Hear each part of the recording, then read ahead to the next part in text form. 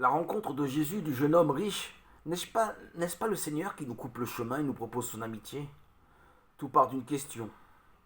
Heureux les jeunes et les vieux qui se posent des questions. Bon maître, que dois-je faire de bon pour obtenir la vie éternelle?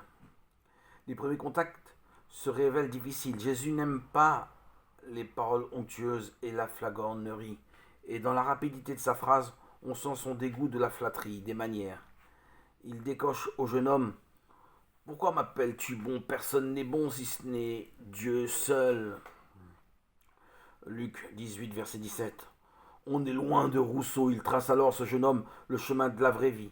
Si d'ailleurs tu veux entrer dans la vie, observe les commandements. Il lui demande: lesquels?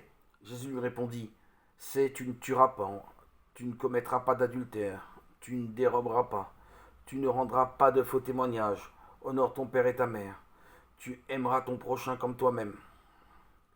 Les propositions de Jésus sont toujours des propositions de liberté. Si tu veux entrer dans la vie, et ses exigences toujours les mêmes, aussi bien ici dans les synoptiques observe les commandements que lorsqu'il affirme dans Saint Jean: celui qui m'aime, c'est celui qui observe mes commandements.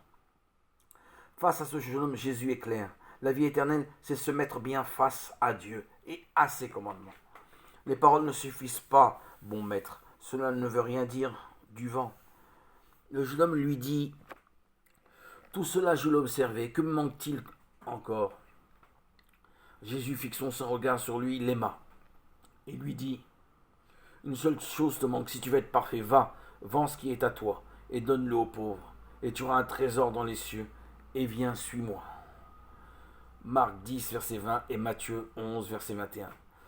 Le regard de Jésus se fixe et s'arrête sur lui. Il l'aime, comme il s'arrête et se fixe sur tous ceux, vous et moi, je l'espère, qui observent les commandements. Tous ceux-là sont en route vers le royaume. Et il nous propose alors une amitié qui ne reposera pas sur la richesse, le confort, la facilité comme tant d'amitiés humaines. Bien au contraire, pour lui, pauvreté et simplicité de vie en sont les préliminaires. Jésus se présente à nous comme l'ami qui ose tout demander.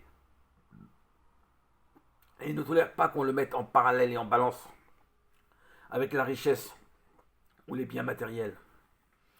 Une seule chose te manque, va, vends ce que tu as et donne-le aux pauvres, et viens, suis-moi.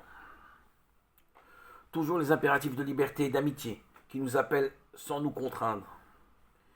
Et pour beaucoup d'entre nous qui avons tout perdu, pauvres ou malades, combien nous sera-t-il facile de nouer des liens d'amitié profonds et uniques avec celui qui veut nos cœurs et non pas nos biens, qui nous veut nous dans notre pauvreté originelle, lui qui sait bien ce qu'il y a dans le cœur de l'homme. Dieu seul est bon, mais qui arrête aujourd'hui son regard sur nous tels que nous sommes.